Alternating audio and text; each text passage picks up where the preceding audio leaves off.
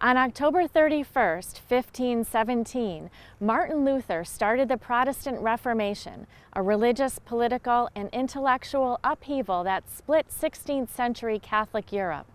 This past weekend, Catholics and Lutherans united with other faith groups at St. Michael's Cathedral to commemorate the 500th anniversary.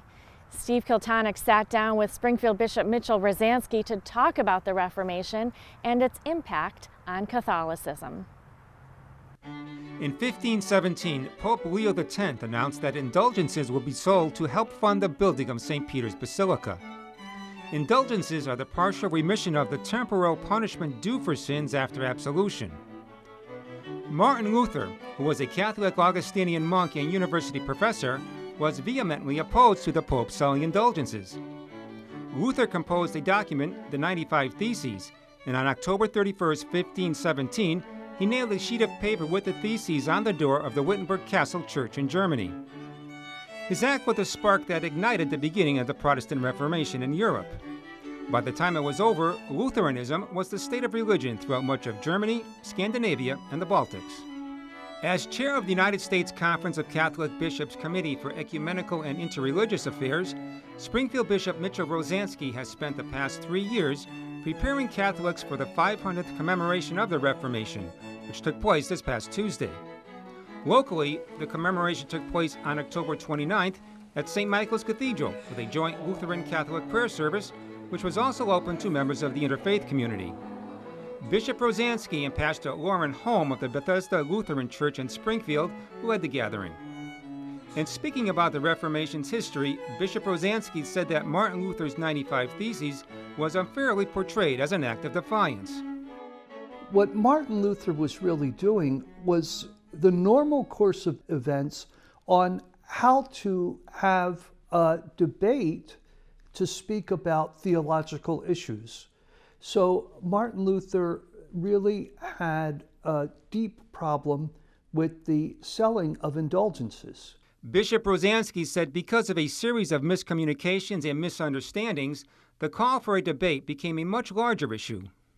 It became a point of Luther questioning papal authority and the church, and it led eventually to the Diet of Worms, where Martin Luther was excommunicated. Luther used the power of a new invention, the printing press, to spread his pamphlets to the wider population. Thousands of copies of his 95 Theses were distributed in Germany alone.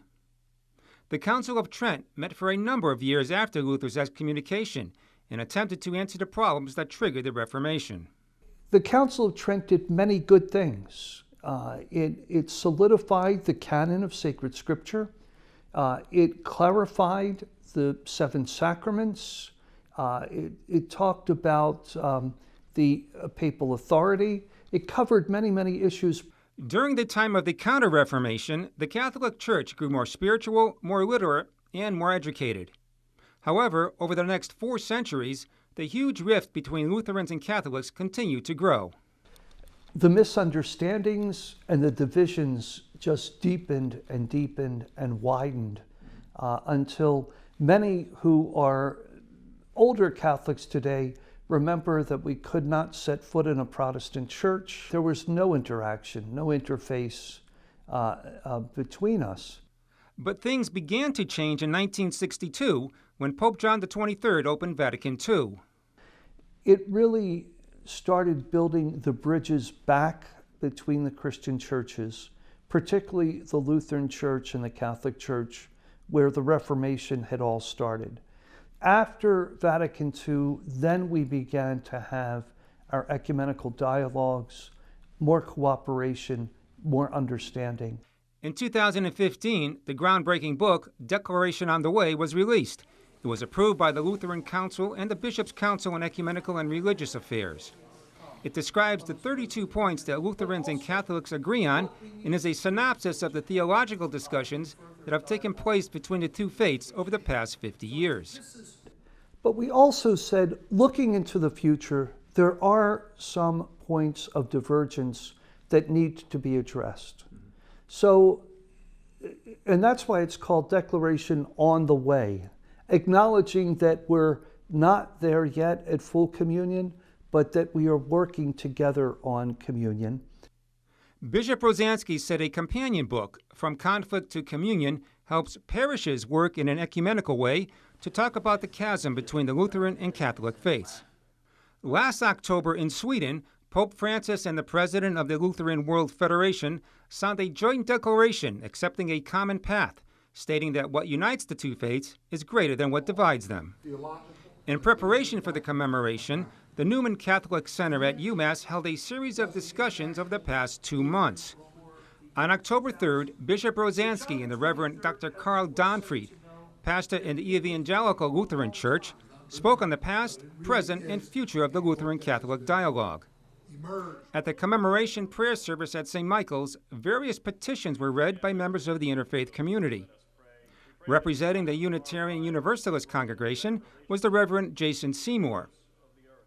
Nina Dini spoke on behalf of the Baha'i faith. Dr. Mohammed Bajwa represented the Islamic Society of Western Mass. And the Reverend Ryushin Nick Karapasis spoke for the Buddhist faith. In a show of unity, everyone teamed up for a shared hand blessing and prayer. Pastor Holm discussed why the prayer service was open to the wider faith community. The problems that we face in society today are huge, and all the different faith traditions care about the same things. We care about violence and peace and hunger and poverty, about treating all people with dignity and respect, welcoming all people. So since we're all focused on the same issues, we thought it just made so much sense to come together as an interfaith community where we could pray together about these same issues and then roll up our sleeves and get to work. After the prayer service, all participants were invited back to the Bishop Marshall Center to prepare food for the homeless. Why did you decide to choose hunger as sort of the topic? Well, it's probably one of the easiest to target, and it's also one of the largest problems. At the various workstations, groups worked in assembly line fashion to put together the mac and cheese food packages, pouring and measuring the pasta before packaging and sealing each of the plastic bags, which were then taped and put in boxes for shipment. Prior to the event, money was collected from the various faith groups for the Outreach Program, a company based in Iowa which runs events like this in 20 states to help feed people in need. Matthew Martin, a former Lutheran pastor from Quincy, is the regional manager of the program. Martin said St. Michael's was the 5th activity he was involved in over the past weekend. Every event that we do is significant because all the meals stay locally, or this group has decided to send some down to Florida and try to get them into Puerto Rico to help hurricane relief. On this Sunday, $4,000 was raised prior to the event, which will be enough to fund 16,000 meals. I think the event helps us to reflect on the pain that division brings, particularly in our Christianity and our Christian faith, but also of the positive things that have happened. Bishop ROZANSKI is optimistic that in the ongoing Catholic-Lutheran discussions, as well as the interfaith and ecumenical dialogues, people can agree to disagree. In our country today and in our world where disagreement is just so poisonous and so venomous, we have to give that example as Christians, what it is to be able to talk about our differences respectfully and civilly.